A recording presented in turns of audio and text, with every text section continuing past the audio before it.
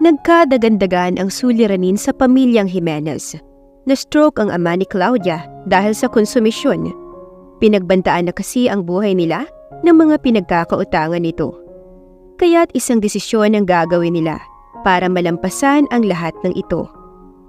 Nalugi ang mga sakahan nila dahil sa mga peste. Kasabay pa noon ang pagkasibak nito bilang isang general manager sa isang kilalang kumpanya. Nagbabakasakali ang Ginoo na may survive niya ang kanyang problema, kaya't sumugal siya sa isang kasino. Nung una ay nananalo pa siya, kaya nga mas lalo pang naengganyo ang matanda. Tumaya siya sa kasino ng triple sa hawak niyang pera, ngunit hindi niya inaasahan na tatamaan siya ng kamalasan. Natalo ang Ginoo ng 30 milyon at kahit pa isanla niya ang 8 ektaryang bukid niya ay hindi sasapat sa laki noon.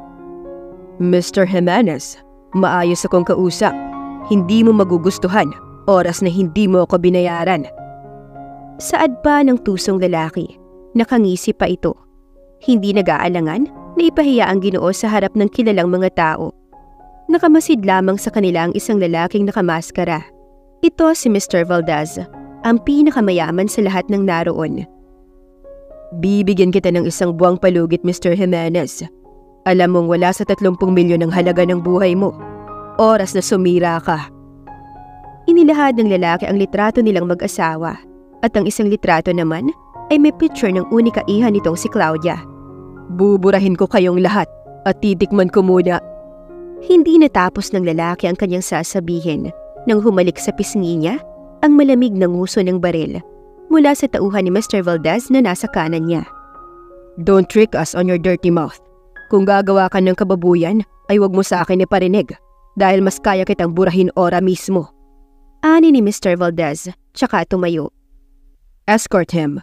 Pakihatid ng ligtas ang taong yan. Maotoridad pa nitong saad tungkol kay Mr. Jimenez. Kalmado itong naglakad habang nakasuksok sa magkabilang bulsa ang kamay. Inakala ng Ginoo na doon na matatapos ang kanyang problema dahil nga tinulungan siya ni Mr. Valdez. Ngunit tulad ng sinabi ng pinagkakautangan ni Mr. Jimenez, ay sunod-sunod na mga pagbabanta na dumarating sa kanila. Hanggang sa isang araw nga, ay tuluyang pumutok ang ugat sa ulo ni Mr. Jimenez.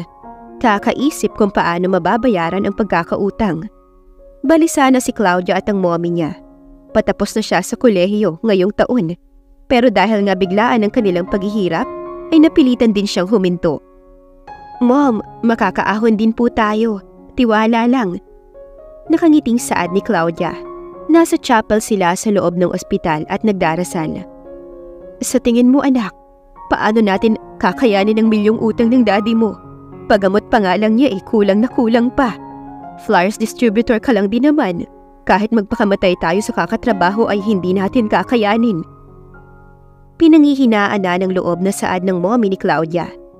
Tinitigan si Claudia ng kanyang ina na kaagad niyang ikinataka. May problema po ba? Ani ni Claudia. May habili ng daddy mo. Ayoko sanang sabihin sa'yo iha. Dahil kahit ako, hindi ko na naisin ang bagay na ito para lang matapos ang kamalasan natin. Ano po yun, Mom? Gusto niyang ipakasal kita sa isang bilyonaryo. Napasinghap si Claudia. Hindi pa siya nakaka-react nang makadinig sila ng mga yabag papasok sa chapel. Lumapit sa kanilang isang lalaking nakaitim. Ipinatatanong po ni Mr. Valdez kung itutuloy niyo po ba? Anang lalaki, kaya't napatingin si Claudia sa ina. Ibig pong sabihin, nakausap niyo na yung sinasabi ni Daddy? May plano na po ba kayong talaga? Napaluha si Claudia.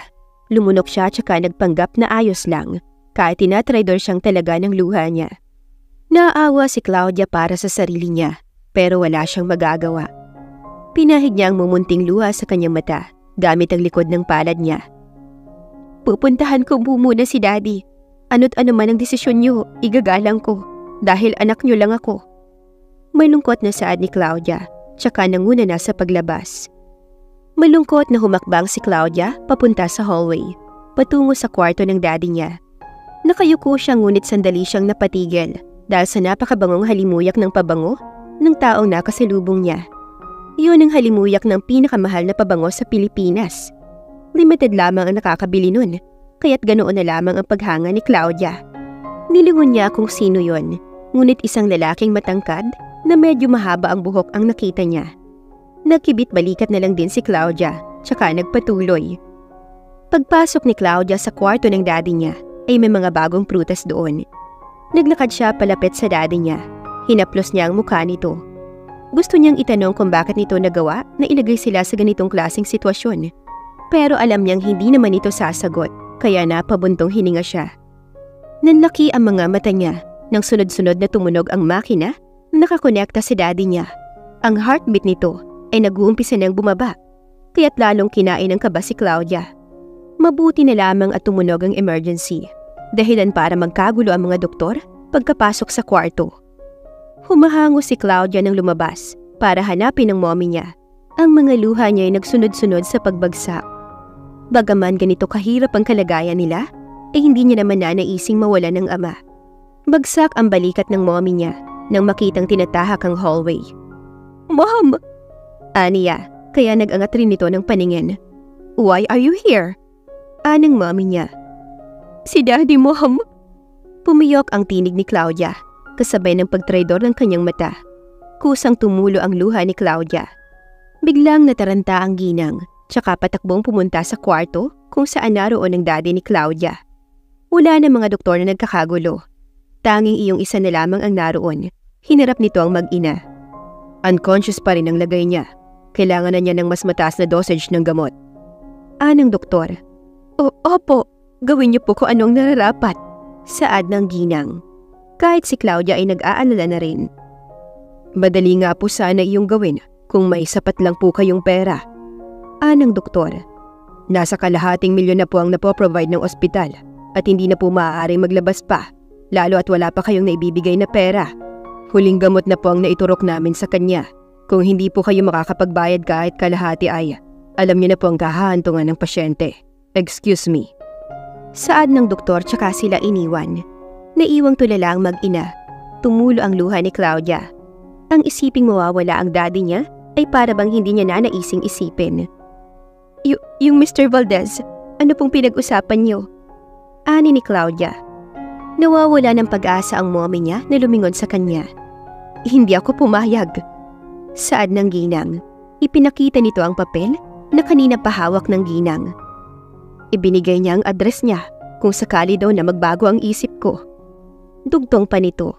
Tsaka naglakad papunta sa basurahan para doon ito itapon matapos ay muling hinarap si Claudia. Pero hindi kita kayang ipagpalit, anak. Mukhang kailangan na lang nating tanggapin ang katotohanan. Saad pa ng ginang, tsaka hinawakan ng dalawang kamay ni Claudia. Kailangan nating tanggapin na ito na ang katapusan ng daddy mo. Malungkot na aniya pa. Hindi kumibo si Claudia. Hinayaan niyang magdrama ang mommy niya hanggang sumapit ang 8:00 pasado. Nakatulog kakaiyak ang mommy niya habang hawak ang kamay ng daddy niya. Nag-iiyak ang mommy ni Claudia matapos kausapin ang walang kamaliyang asawa. Naisusuko na nila ito dahil wala na silang pambayad sa ospital. Sinamantala niya ang pagkakatulog ng mommy niya para puntahan ang basurahan. Kinuha niya ang papel doon tsaka binasa ang address kung saan nakatira si Mr. Valdez. Nagmamadali si Claudia na lumabas sa ospital. Kanina pa niya iniisip ang bagay na ito. Para kay Claudia ay mawawala ng saysay ang buhay niya, oras na mawala ang daddy niya. Dahil sa labis na pagmamahal ni Claudia sa magulang, ay handa niyang ibenta kahit pa ang sarili niya. Hindi alintana ni Claudia ang madilim na daan hanggang sa mapadaan siya sa kumpulan ng mga kalalakihan. Medyo pa ilan-ilan na lang kasi ang mga taong dumaraan sa lugar na yon, kaya't binalot si Claudia ng kaba. Baka pagtripan siya ng mga lalaki na to, lalo at babae pa siya. Kung hindi naman siya susuong dito, ay baka hindi na niya abutin bukas ang daddy niya. Napalinga rin kay Claudia ang mga lalaking naninigarilyo. Hindi niya nga alam kung yosi pa bang hinihitit ng mga ito. Gayunpaman, ay lakas loob na humakbang si Claudia. Ngunit napatawa ang mga kalalakihan, kaya napahinto siya. Batid ni Claudia na anytime ay maaaring may mangyari sa kanya. Pero ang namuong kaba sa dibdib ni Claudia ay biglang nawala nang may kamay na umakbay sa balikat niya. Lumakad ka ng diretso. Wala kang dapat katakutan. Anang tinig ng lalaki. Hindi makita ni Claudia kung sino ang lalaki na yun dahil nasa madilim siyang parte ng daan. Don't worry, I'm your guardian devil. Sarkastikong saad ng lalaki, tsaka naglakad. Sumabay na tuloy si Claudia. Hindi na niya nailingon sa lalaki ang kanyang paningin dahil nangangapa pa siya sa bawat hakbang niya. Hanggang sa tuluyan na silang nakatawid sa kabilang kalsada. Nauna na ring maglakad yung lalaki, kaya likod na lamang nito ang nakita ni Claudia. Take care, hindi ka dapat naglalakad mag-isa, lalo at babae ka. Anang lalaki, tsaka tuluyang naglakad palayo. Gustuhin mang magpasalamat ni Claudia ay hindi na niya nagawa dahil sumakay na sa mahabang kotse ang lalaki. Basta ang palawit sa buhok nito ang natandaan niya. Napasinghap siya nang naiwan sa gawin niya ang pamilyar na halimuyak ng pabango na naamoy niya rin sa ospital. Akala ko ba limited lang yun? Bakit parang ang dami naman yatang gumagamit ng pabango na yun? Nakangiwing nasabi ni Claudia sa kanyang sarili. Pero kapag kway, mabilis niya nalang iniling ang ulo niya dahil hindi naman iyon ang dapat na iniintindi niya. Nagtiyaga si Claudia sa paglalakad hanggang sa isang tricycle ang dumaan sa tapat niya. Medyo maedad na ang matanda. Iha, saan ba ang tungo mo? At ganitong oras tinatahak mo ang ganito kadilim na daan? Anang matanda. Tinanaw lang ni Claudia ang matanda. Inosente ito at magaan ang loob niya, kaya naman lumapit si Claudia.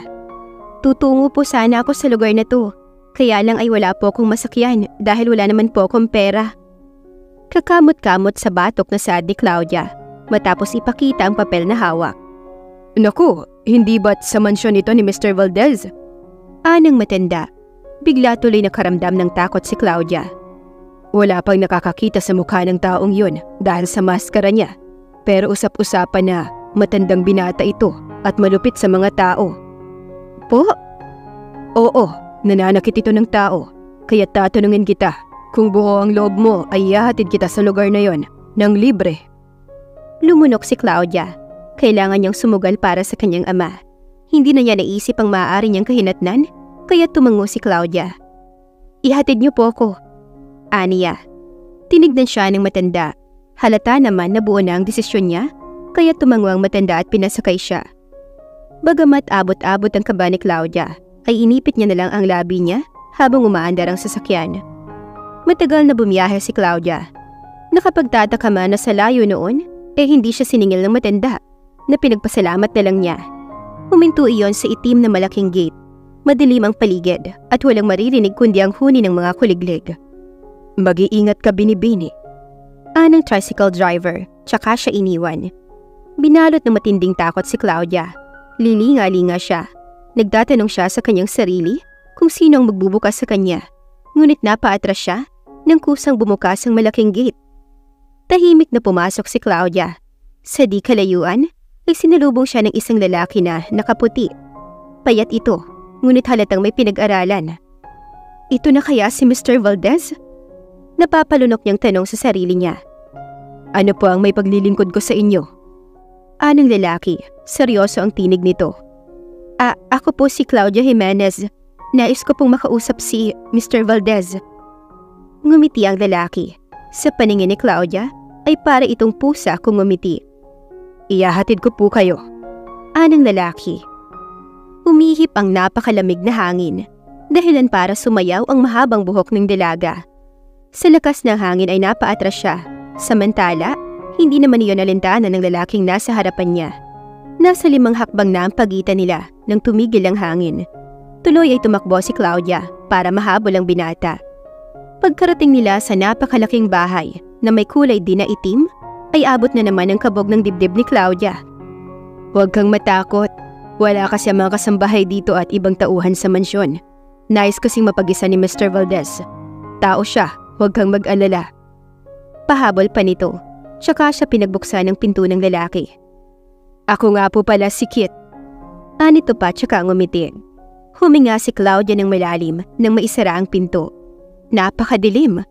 Tanging ang maliwanag na buwan lamang ang nagbibigay liwanag na tumatago sa salaming bintana sa loob ng malawak na sala. What do you want? Mas napasinghap si Claudia nang umugong ang malaking tinig na iyon sa kabuuan ng sala na iyon. Lilinga-linga si Claudia. Hinahanap kung kanino ang tinig na iyon hanggang sa tumingala siya at makita niya ang lalaking nasa second floor. Umiilaw ang asul na mata nito, bagaman hindi niya makita ang kabuuan ng mukha nito dahil sa dilim. Malino niya namang nakikita ang magandang kulay ng mata nito, katabi ang malaking pilat sa itaas ng pisngi nito. Mr. Valdez? Naisatinig ni Claudia. Umugong ang bawat paghakbang ng lalaki habang unti-unti din itong isinusuot ang maskara sa muka para itago ang kanyang pilat. Tanging ang ilong at mapupulang labi lamang ng lalaki ang makikita. Ano at naparito ka? Saad na naman ang malaking tinig nito. Diretsong nakatayo sa huling baitang ng hagdan habang nakasuksok sa bulsa ang isang kamay. Ang isa naman ang may siyang hawak ng wine glass na may lamang alak na medyo mapula ang kulay. Ako po si Claudia. Yumuko ang dalaga ng sambitin iyon. Tumanggi ang mommy niya, kaya natatakot siya na baka hindi na siya tanggapin ni Mr. Valdez. Nais ko pong ibenta ang aking sarili kapalit ng hihingin ko. Mapangahas na saad ni Claudia. Nagsalubong ang kilay ni Mr. Valdez pero nagpatuloy siya sa paglapit kay Claudia. Napapikit si Claudia nang makita na niya sa ibaba ang itim na sapatos ni Mr. Valdez. Napakakintab niyon. Napasinghap siya ng saluhin ni Mr. Valdez ang ilalim ng mukha niya. Gaano ka ba kamahal? Sarkastikong saad ni Mr. Valdez. Kinain ng takot si Claudia nang malapitan niyang makita ang mga mata ni Mr. Valdez. Bumalik ka sa akin bukas. Mahigpit kong ipinagbabawal na may ibang makakaalam sa kasunduan nating to. Kung magagawa mo yun, ay wala ka nang aalalahanin mula ngayon, Claudia. Ani ni Mr. Valdez, tsaka marahang binitawan ng mukha ni Claudia. Nangilabot si Claudia sa paraan kung paano nito isatinig ang kanyang pangalan. Para bang kilalang kilala na siya nito. Tumalima si Mr. Valdez sa dalaga. Nanlaki ang mata ni Claudia nang makita ang parehong style ng buhok ni Mr. Valdez at ng lalaki na siyang nagligtas sa kanya kanina lang. Ayaw niyang isipin na ito rin ang lalaking yun, pero yun ang bumabaon sa isip niya. Bumalik si Claudia, pero dumiretso na siya sa bahay nila. Iginayak niya ang lahat ng mga damit niya. May lungkot sa kanya dahil batid niyang mapuputol na ang lahat ng karapatan niya. Sa makatuwid, hindi na siyang nagmamay-ari ng buhay niya. Pasado 5:00 ng umaga, nang tumungo si Claudia sa ospital. May lungkot at takot, pero pilit niyang pinasigla ang tinig niya. Mom! Matamis ang ngiti na saad ni Claudia, tsaka niyakap ang ina. Hindi na rin matamlay ang mommy niya tulad kagabi. Diyos ko anak, nagmilagro ang Panginoon. Binaliwala na ng ospital ang utang natin. May mayaman daw na nag-sponsor sa daddy mo hanggang sa magising. Wala na tayong poproblemahin. Saad ng mommy niya. Napaluha si Claudia habang yakap ang ina. Si Mr. Valdez lahat ang may gawa niyon. Tinupad nito ang ipinangakong wala na si Claudia ang aanalahanin mula kagabi at lingid yon sa kaalaman ng mommy niya. Mom, may trabaho na rin po ko. Hindi na rin po tayo gaanong mabibigatan. Kung sakali po ay, ipaayos kong muli ang lupain natin. Ani ni Claudia. Uwian ka naman, hindi ba? Saad ng mommy niya. Napaluha si Claudia, tsaka siya umiling. Dahil hindi niya alam kung makakauwi pa ba siya. Nag-vibrate ang phone ni Claudia, kaya bumitiw siya sa pagkakayakap. Ito na ang palatandaan na kailangan na niyang umalis. Mom, ngayon na po ang alis ko. Hindi po ako pwedeng malate. Ani Claudia, tsaka patakbong umalis sa ospital. Hindi nga siya sumilip sa daddy niya dahil baka hindi siya makaalis. Pagbaba ay naroon nga ang kotse na naghatid sa kanya sa ospital. Si Kit ang driver. Maaari ko bang malaman kung ano ang full name ni Mr. Valdez? Isaac Eltimore Valdez. Ngumiti si Kit. Ang ganda ng pangalan niya. Napapangiti na saad ni Claudia. Oo, pero wag kang magpalinlang sa maganda niyang pangalan. Ani ni Kit. Akmang magsasalita pa si Claudia para sana magtanong pa, pero kaagad na nagsalita si Kit. Kung magtatagal ka sa kanya ay makikilala mo rin naman siya, kaya wag ka na sana sa aking magtanong pa. Ani ni Kit. Nang makarating sila sa mansyon ay medyo nanibago si Claudia. Palibhasa ay patay ang mga ilaw kagabi, kaya akala niya ay nakakatakot ang lugar na yun. Ngayon naman ay kitang-kita niya kung gaano pala iyon kaganda. May mga bilog na salamin na may mga ilaw sa bawat kanto ng mga pader. Pero hindi na nakapagmasid pa si Claudia nang may matandang lalaki na sumalubong sa kanya. Nagulat pa nga siya dahil ito ang tricycle driver na siyang naghatid sa kanya kagabi. Manong? Ngiwing saad ni Claudia. Napahalakhak ang Ginong. Hahaha, pinadala ako ni Sir Isaac kagabi para ihatid kayo kung saan niyo man gusto. Ako rin po ang driver ng Mercedes-Benz na sinakyan ni Sir kagabi nang ihatid kanya sa highway. Tumatawang saad ng Ginong. Maya-maya pa tumunog ang cellphone nito, kaya naputol ang usapan nila. Ayoko nang pinag-uusapan ako. Nakikita ko kayo sa CCTV. Malakas ang pakiramdam ko na ako ang binibida mo. Ani Mr. Valdez. Paumanhin po, sir. Tumatawang saad pa rin ng Ginong. Pinatay na ni Isaac ang linya, kaya ibinalik ng Ginong ang kanyang paningin kay Claudia. Tayo na po at pumasok. Igigiya ko kayo sa magiging kwarto nyo. Saad ng Ginong. Pagkapasok nila ay may babae roon na medyo bata pa. May edad lang ng kaunti kay Claudia. Siya si Lucila, ang magiging personal mong yaya. Saad ng Ginong. Ano po ba ang magiging katayuan ko sa buhay ni Mr. Valdez? Hindi na naiwasan ni Claudia na itanong iyon. Inaasahan niya kasi na magiging kasambahay siya o di kaya ay alila sa mansyon na ito. Pero base sa pagtrato ng mga tao roon ay espesyal siya. Magiging ina ng tagapagmana ng Valdez Incorporation. Saad ng Ginoo na ikinakurap ni Claudia. Huwag po kayong mag-alala, Binibini. Si Sir Isaac ang magpapaliwanag sa inyo mamaya. Anang Ginong, tinanguan nito ang yaya ni Claudia. Tayo na po at umakyat. Saad pa ng babae, tsaka nanguna sa pag-akyat. Umakyat sila sa ikalawang palapag kung saan nakita ni Claudia si Isaac kagabi. Ito ang magiging kwarto nyo. Saad ng babae. Wala namang pinagkaiba ang kwarto na yun kumpara sa kwarto niya sa bahay nila. Tila pintura nga lang ang naiba. Bakit wala kayo dito kagabi? Maya-maya itanong ni Claudia. Ganoon po si Mr. Valdez kapag hindi niya nakuha ang gusto niya. Balita ko ay, personal pa siyang humarap sa ina ng babaeng nais niya noon pa. Pero tumanggi lang ito sa kanya, kaya ikaw na lang siguro ang naging kapalit niya. May talim sa dila ng kasambahay na yon. Matagal nang minimithi ni Mr. Valdez ang babae na yun. Tiyak na itatapon ka lang din niya, oras na pumayag ang dalaga na yun na maging asawa niya. Iyong anak ba ni Mr. Jimenez ba ang sinasabi mo? Nagpapanggap na saad niya sa kasambahay. Ngumiti naman iyon. Oo, matigas na saad ng kasambahay. Tulad mo ay, sumubok din ako para makuha ang puso ni Mr. Valdez. May hinanakit sa tinig ng babaeng kaharap ni Claudia. Maganda ka kumpara sa akin, kaya baka sakali. Pero sinasabi ko na sa'yo, itatapon ka lang din niya na parang basura. Ganoon ba ang ginawa niya sa'yo? Usyosong saad ni Claudia. Biruin mo, choosy pang matandang hukluban na yun. Naibulong ni Claudia sa isip niya. Palibhasa ay hindi niya nga nakita ang itsura kagabi ni Mr. Valdez. Oo, nang gabing dapat ay aanakan niya ako ay nilayasan niya ako dahil iisang babae lang daw ang pinapangarap niyang makuha. Binili niya ako para gawing alila, kaya tiyak na dito ka rin babagsak. Ngising sad ng kasambahay na yon. Dahil ang puso niya ay matagal nang nakuha ng Jimenez na yun. Napakurap si Claudia, kasabay ng gulat dahil hindi niya akalain na sasambitin iyon ng babae sa mismong harapan niya. Mukhang wala itong ideya na siya ang Jimenez na sinasabi nito. Wala naman sigurong masama kung susubukan natin. Ngumiti si Claudia. Pinilit niyang huwag alalahanin masyado ang sinabi ni Lucila.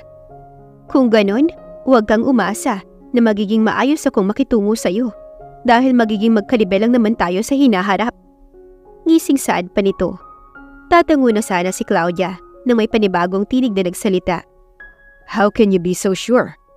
Sabay silang napalinga. Naroon si Mr. Valdez, nakamaskarang itim. Napayuko tuloy si Lucila nang wala sa oras. Leave us. Saad pa ni Mr. Valdez, tsaka parang hangin na dinaanan lamang ng binata si Lucila. Akmang hahakbang pa ang kasambahay nang muling magsalita si Mr. Valdez. I want to make it clear, hindi kita binili. Sinangla ka sa akin ng ama mo. Pinagtapal ka niya sa utang niya sa akin. Ikaw ang nag-alok ng katawan mo na tinanggihan ko. Ani Mr. Valdez habang nakatingin sa mata ni Claudia. Sa ganoong paraan ay para bang nagpaliwanag siya sa dalaga. Now, leave. Motorisadong saad ni Mr. Valdez. Inantay muna nilang mawala si Lucila. Tutok pa rin ang asul na mata ni Mr. Valdez kay Claudia bago nagsalita. Are you okay? Naniwala ka ba sa kanya? Tanong ng lalaki. Bumaba ang mata ni Claudia sa maugat na kamay ni Mr. Valdez. Matapos ay ibinalik niya ang paningin sa mapulang labi ng lalaki. Huwag mo akong husgahan base sa naririnig at nakikita mo. Kilalanin mo ako base sa pagkakakilala mo. Let's have a dinner date at 9 sharp of the evening. Matulog ka kung inaantok ka. Kumain ka kung nagugutom ka. Lahat ng gusto mo ay gawin mo. Mas maganda nga sana kung kasama doon ang mahalin ako. Ani ni Mr. Valdez. Seryoso ito ng sambitin niyon. Ngunit batid ng binata na hindi naman tumalab ang banat niyang iyon kay Claudia. Kaya mabilis niya iyong binawi. Mahilig akong magbiro. Baka seryosohin mo. Masungit na aniya, tsaka umirap. Sana nga, ganun na lang. Bubulong-bulong na saad nito, tsaka tumalima at naglakad palabas. Ha? Ano daw? Napapangiwi na saad ni Claudia. Paglabas ni Mr. Valdez, ay naroon pa rin si Lucila. Stop spreading fake news about me. Hindi ako masamang tao, at hindi rin naman ako mabait katulad ng inaasahan mo. Hindi ako namimili ng itutumba, lalo na kapag alam kong sobra na. Itiko mo ang bibig mo, babae. Kung ayaw mong ubusin ko, pati ang huling tao na magdadala ng apelyido nyo. Matalas sa saad ni Mr. Valdez, tsaka tuluyang umalis. Napatulo ang luha ni Lucila. Noon pa man ay may paghanga na ang dalagang ito kay Mr. Valdez. Hindi niya alintana kung matanda ito o kung ano pa ang itsura nito.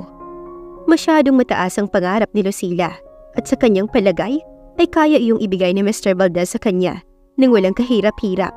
Kaya nga kahit na alam niyang kasiraan na ng buhay niya, ay sumugal pa rin siya. Dahil ganoon na kalalim ang pagiging desperada niya. Pero dahil sa anak ng mga Jimenez na yun, ay wala siyang magawa. Nakadagdag pa sa isipin niya ang dalagang kakapasok pa lamang na inaakala niyang ibang tao maliban sa anak ng mga Jimenez. Pumasok muli si Lucila sa kwarto. Inabutan niya ng roba si Claudia. Roba na pangarap niya rin noong suotin, pero kahit isang saglit ay hindi niya nagawa. Tawagin mo na lamang ako kung may kakailanganin ka pa. Gutom ka ba? Ani ni Lucila. Nagdadalawang isip sumagot si Claudia. Para bang hindi niya ito dapat na pagkatiwalaan, kaya umiling si Claudia. Ayos lang ako, salamat. Maliligo na lang muna siguro ako tapos matutulog. Tipid nung umiti si Claudia. Tumango na nga lang din si Lucila, tsaka naglakad palabas. Nang nasa pinto na siya ay nagsalita si Claudia. Gusto ko ring magpakilala sa'yo. Ang pangit naman na magiging yaya kita tapos hindi mo alam kung anong itatawag mo sa akin. Marahan na saad ni Claudia. Wala naman siyang intensyon na insultuhin si Lucila. Hindi porket maayos kang itrato ni Mr. Valdez ay gano'n na din ako sa'yo. Sinabi ko na. Haya na naman ang maalsang tinig ng babae. Hindi ako magiging mabait sa'yo dahil tulad ko, yaya lang din ang kahahantungan mo. Hindi niya natapos ang sasabihin niya nang magsalita si Claudia. It was me. Ani ni Claudia. Hindi siya naintindihan ni Lucila. Yung babae na sinasabi mo, ako yun. Ako ang babaeng gusto ka mo ni Isaac. Ako si Claudia Jimenez. Taas noon na saad ni Claudia. Kanina pa kasi niya tinitiis ang pamamata ni Lucila sa kanya. Napasinghap si Lucila. Para siyang sinampal ng harap-harapan. Wala siyang kaalam-alam na ito na pala ang taong kinaiinisan niya. Eh di mabuti, Ma'am Claudia. Ani at saka tuluyang tumalima. Padabog ito kung maglakad pababa. Si Mr. Herrero kaagad ang nakita niya. Ito ang katiwala ng mansyon na siyang manong kung tawagin ni Claudia. Maaari ko po bang malaman kung nasaan si Mr. Valdez? Saad ni Lucila. Nasa kwarto, namamahinga. Yun ang pagkakaalam ko. Saad ng matanda. Hindi naman kasi lingid sa kaalaman nito na isang gobernador ang ama ng dalaga. Ngunit mas hindi lingid sa kaalaman ng matanda na may pagtatangi ang dalaga kay Mr. Valdez. Tumalima si Lucila at tumakbang sa gawi kung saan papunta sa kwarto ni Isaac. Mahigpit na ipinagbabawal ni Sir na may umistorbo sa kanya. Alam mo naman kung paano siya magalit. Anang matanda. Gayon pa man ang babala ng matanda ay ipinilit ni Lucila ang kanya. Nais niyang kausapin si Isaac kung ano ang plano nito sa kanya. Gayong natagpuan na pala nito ang babaeng noon pa man ay pinakaiibig niya. Hindi na kumatok pa si Lucila sa kwarto ni Isaac. dahil batid niyang hindi naman ito naglalak ng pinto. Saktong kakatapos lamang mag-shower ni Isaac.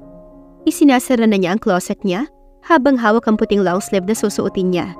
Nang dambahin siya ng yakap ni Lucila mula sa likod. Kaagad na nanlaki ang mata ni Isaac. Mahigpit niyang pinagbabawal na may makakita sa mukha niya dahil nga sa malaking pilat nito sa pisngi. Malakas niyang naitapon si Lucila. Hindi niya alintana kahit pamasaktan ito. Sa tagal nang nakakasalamuhan ni Isaac ang babae, ay alam na niya ang amoy nito. "Pangahas ka! Labas!" Nanggagalaiting saad niya. Nagmamadali siyang pumasok sa lihim na kwarto para tawagin si Herrero. Hihinga-hinga si Isaac. Para siyang binalata ng mga sandaling iyon. Naranasan na kasi niyang mabuli at pandirihan noong bata siya at ayaw na niyang maulit pa iyon ngayon. "Bakit mo hinayaang makapasok sa kwarto ko ang lapastangan na yun?" Nanggagalaiting saad ni Isaac nang ipatawag niya si Guerrero sa opisina niya. Parte pa rin ng kanyang bahay. "Binigyan ko naman po ng babala, sir. Sadyang matigas lang po talaga ang ulo niya." Nangangatwiran na saad ng matanda. "Aalis na ako. Bantayan mo si Claudia. Make sure that she's safe. Feed her kung nagugutom siya. Always check on her." Bili ni Isaac, tsaka tumayo para lumabas. Madami siyang appointments. Gusto niya lang talagang makita si Claudia kung maayos ba ito. Samantala nag-aagaw na naman ang dilim at liwanag nang magising si Claudia sa pagkakatulog. Masyado siyang napanatag kaya napahaba ang tulog niya.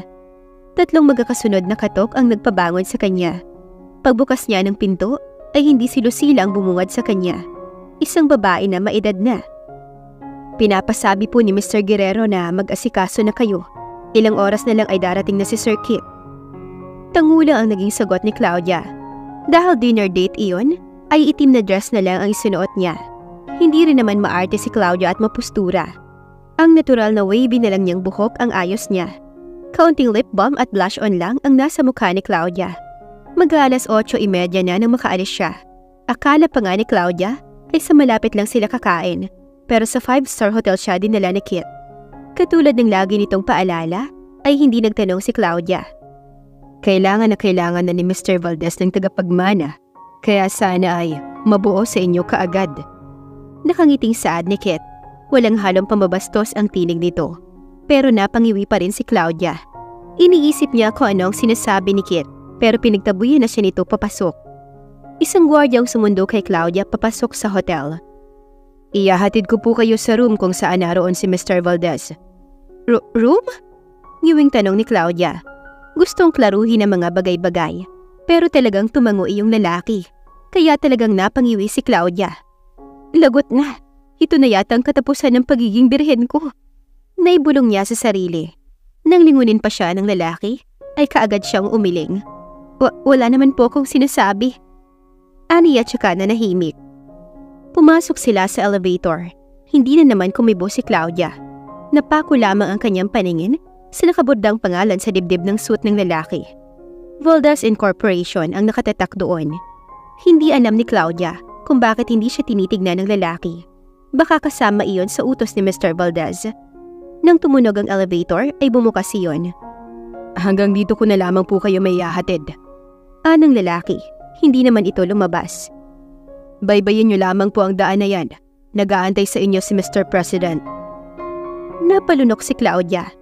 Ngayon naman ay President na ang tawag ng lalaki kay Isaac. Marahan na naglakad si Claudia. Wala siyang ibang naririnig, kundi ang bawat pagtama ng manipis na takong ng sandals na suot niya sa makintab na itim na tiles ng sahig. Sandali siyang napahinto nang isa-isang nagputukan sa kalangitan ang iba't ibang kulay ng fireworks. Ito na rin ang nagbibigay ilaw sa madilim na nilalakaran ng dalaga. Sa dulo ay may double door na itim. May 2 gwardiya na ganoon din ng uniforme sinagatid sa kanya sa elevator. Yung 2 na ang nagbukas para kay Claudia. Napakadilim ng kwartong pinasukan ni Claudia. Medyo nabigla siya nang tumapat ang puting liwanag sa kanya. Ang paningin ni Claudia ay hinanap kung siya lang ba ang taong narito. Hanggang sa muli niyang masilayan ang asul na mata ni Mr. Valdez. Pinanood ni Claudia ang bawat paghakbang ni Mr. Valdez. Habang ito ay palapit ng palapit, ay palakas ng palakas naman ang kabog ng dibdib niya. Inialok ni Isaac ang kamay niya kay Claudia. Nung una ay natakot pa nga ang dalaga sa laki ng kamay ng lalaki. Bukod doon, ay ngayon niya lang nakita ang maugat na braso nito na sa tansya niya ay hindi pa ito ganon kaedad. Pero ganun na lang ang pagtatanong niya sa isip niya kung bakit ito nakamaskara. Shall we? Anang malaking tinig ni Mr. Valdez. Yeah. Nag-aalangan na sagot ni Claudia. Naglakad sila at doon na nga, tuluyang nagliwanag ang lugar. Napakalaki. Naroon ang malaking mesa na puno ng pagkain. Pero ang mas nakaagaw ng pansin kay Claudia ay ang isang kwartong malinaw na salamin ang mga pader. Tuloy ay kitang-kita niya ang puting kama roon na may pulang comforter. Bukod doon, ay may mga gamit din doon na hindi niya alam kung para saan. Palibhasay, wala pa siyang karanasan. Iginiya ni Isaac si Claudia paupo. I want to know you very well. Pabulong ngunit nakakaliyo ang tinig ni Isaac. Matatanggap mo kaya ang pagkatao ko? Oras na malaman mo ang lahat ng nakaraan ko? Sinserong tanong ni Isaac. Ngumiti ng tipid si Claudia. Hindi pa kita gaanong kilala, pero hangad kong magkasundo tayo, lalo't sa'yo na ako. Mahinahon na saad ni Claudia. Napapikit si Isaac. Para sa kanya, ay napakasarap sa pandinig ng sinabi ni Claudia. Para bang walang halaga, kahit pabilyon ang sayangin niya. I am Isaac Altimore Valdez. Nice meeting you, my future mine. Saad ni Isaac, tsaka inialok ang kamay sa dalaga. Walang pagdadalawang isip naman na tinanggap iyon ni Claudia, matapos ay nagpakilala siya. Niatras pa nga niya ang kamay niya ng kaunti, nang hagka ni Isaac ang likod ng palad niya, pataas sa braso niya. Napilitan namang bawiin ni Claudia ang kamay niya, dahilan para mapangisi si Isaac. Huwag kang mag-alala, kaya ko pang magpigil, kumain ka na. Saad ni Isaac, tsaka tumingin sa karne na rare ang pagkakaluto. Hindi ka ba kakain? Nahihiyang saad ni Claudia. Hinaplos sandali ni Isaac ang kamay nito na nasa mesa. Hindi ako mahilig kumain ng overcooked. Maya antayin ako makain. Alam kong mabubusog din naman ako, kaya wag mo na akong masyadong intindihin. Namula ang pisngi ni Claudia. Batid niyang siya ang sinasabi ni Isaac. Nabayaran ko na lahat ng utang ng daddy mo. Ani ni Isaac habang nilalaro ang tinidor sa kanyang plato. Nakakalumbaba ito habang libang na libang titigan ng mukha ni Claudia. Pwede ko bang makita ang mukha mo? Napalunok si Isaac. Hindi niya ina-expect na hihingin sa kanya ni Claudia ang bagay na yun. Ngayon mismo. Nakagat ni Isaac ang labi niya. Ngayon lamang kumabog ng ganito ang puso niya. Dahil baka hindi magustuhan ni Claudia ang pisikal na itsura niya. Tumayo si Isaac tsaka naupo sa tabi ni Claudia. Tuloy ay nailang si Claudia. Napasinghap pa nga siya nang hatakin ni Isaac ang upuan ni Claudia palapit. Napatitig sila sa isa't isa. Hindi na ito ang unang beses na makita ni Claudia si Isaac sa malapitan, pero para siyang hinihigop ng mga mata nito. Marahang iniangat ni Claudia ang kamay niya para kalagay ng pagkakatali ng maskara ni Isaac sa likod ng ulo nito. Pero pinigil siya ng binata matapos hawakan ng kamay ni Claudia. Pero hindi inalis ni Isaac ang mata niya sa dalaga. Makikita mo rin siguro, pero kung pwede, wag muna ngayon. Malambing na saad ni Isaac. Hindi na nakasagot si Claudia. Natagpuan niya na lamang ang kanyang sarili na hinahalikan na ni Isaac. Magaan ngunit malalim, nakakalunod para kay Claudia. Siguro ay dahil ito ang una niya. Iginiya siya patayo ni Isaac habang hawak pa rin ang braso niya. Napapikit si Claudia sa lalim ng halik ni Isaac. Nalulunod siya, natatangay siya. Parang binabalot ng init ang buong katawan ni Claudia. Naramdaman niya ang pagbitaw ng isang kamay ni Isaac sa bewang niya, na siyang nagbukas ng pinto ng kwartong kanina lang pinagmamasdan niya. Biglang nag-blur ang kapaligiran nang idilat niya ang mata. Hindi na niya makita ang nasa labas. I want to own you, Claudia. Napasinghap siya sa bulong na iyon sa kanyang tenga. Napakurap na lamang siya nang bumagsak sa kama habang nasa ibabaw niya ang binata. Si Isaac na ngayon ay bukas na ang long sleeve na suot. Hulma pa lang ng katawan nito ay naguhumiyaw na hindi ito matandang binata, kundi isang Diyos, isang perpektong nilalang. Ang bawat kanto ng mahubog na muscle ng buong katawan nito ay dahan-dahang pinapasadahan ng haplos ni Claudia. Napatingala pa nga ang binata nang umabot ang kamay ni Claudia sa pinakadulong bahagi ng abs ni Isaac. Damn, I can't handle it. Bakas ang pagpipigil ng gigil ni Isaac. Nang ibalik niya ang kanyang paningin kay Claudia, ay titig na titig ang dalaga sa kanya. I want to see you, darling. Malambing na saad ni Claudia. Para bang nanghina si Isaac. Bukod kay Kit at Guerrero, ay wala pang nakakakita ng mukha niya. At kung tutuusin, ay wala pang karapatan si Claudia. Pero dahil sa pagtawag sa kanya ng darling nito, ay nagmistulan siyang kahoy na nadarang sa apoy at bigla na lamang nabali. Unti-unting gumapang ang kamay ni Claudia para alisin ang pagkakatali ng maskara ni Isaac. Kahit si Claudia kasi ay napapaisip kung anong klaseng tao nga ba ang nakapaloob sa maskarang iyon. Unti-unting inalis ni Claudia ang takip sa mukha ni Isaac. Napakurap pa siya nang tuluyang bumungad sa kanya ang napakagwapong mukha ni Mr. Valdez, ang asul na mga mata nito at ang matangos na ilong. Hinawakan ni Claudia ang pilat sa pisngi ni Isaac. Mukha kang anghel, Isaac. Malamyos ang tinig na saad ni Claudia. Ano man ang naging dahilan ng peklat na ito, hindi yun nakabawas sa kagwapuhan mo. Bagkus, nakadagdag pa iyon sa appeal mo. Hindi na siya hinayaang makapagsalita ni Isaac nang sunggaban siya nito ng halik. Tama ng masyadong pamumuri. Masyado nang lumalaki ang ulo ko.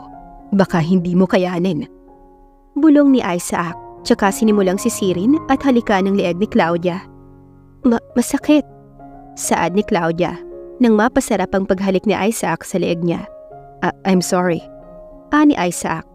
Nang huminto kasi siya, ay tadtad na ng pulang marka ang leeg ng dalaga. Akala nga ni Claudia ay titigil na ang binata. Pero napapikit siya nang dumampo ang malambot na labi nito sa collarbone niya pababa sa dibdib niya. Napasinghap si Claudia nang marinig niya ang pagkakapunit ng dress na suot niya. Pero hindi pa rin iyon naging hudyat para tumigil si Isaac. Talagang dire-diretso ito hanggang sa bumaba ang kamay ng binata sa ilalim ng dress niya at kusang paghiwalayin ng hita niya. Nang mga sandaling iyon ay hihinga-hinga na lamang si Claudia. Inaantay niya ang susunod na hakbang ni Isaac. Nagsimula nang gumapang ang labi ng binata. Kasabay noon ang unti-unti ring pagbaba ng damit niya hanggang sa tanging itim na bra na lamang ang suot niya. Napapikit si Claudia nang dahan-dahan niyang maramdaman ang mainit na palad ng binata na rektang humahaplos sa balat na nasa loob ng maliit na telang pang-ibaba na suot niya. Hindi na niya alam kung para saan ang samot-saring nararamdaman niya. Patuloy sa paghalik sa puson niya si Isaac habang ang kamay nito ay dahan-dahang nagmamasahe sa dibdib ni Claudia. Nang hindi na mapigil ni Claudia, ay napakawala na niya ang himig mula sa kanyang bibig. I'm hungry, darling. I want to eat you. Garalgal ang tinig na saad ni Isaac. Nang makita ni Claudia, ay naroon na sa pagitan ng kanyang dalawang hita ang binata. Wala nang aabala dito dahil nasa sahig na ang lahat ng saplot ni Claudia. Kusang umarko ang likod ni Claudia nang dumampi ang labi ni Isaac sa labi ng nasa ibabang parte ng kanyang katawan. Halos maipit niya ang binata para pigilin ito sa kiliting hinahatid nito sa kanya. Pero desidido na si Isaac. Handa niyang harapin ang lahat. Mapawi lamang niya ang gutom na nararamdaman niya. Handa niyang paghiwalayin ng hita na haharang sa kanya. Nang magsimula ang gumalaw ang bibig ni Isaac, kasabay ng laman noon, ay parang baliw si Claudia na naghihiyaw sa kiliti na dulot ng binata. Matigas din pala ang ulo mo. Sabi ko, magpakabait ka, pero pinipilit mo talaga ako. Umiiling na saad ni Isaac.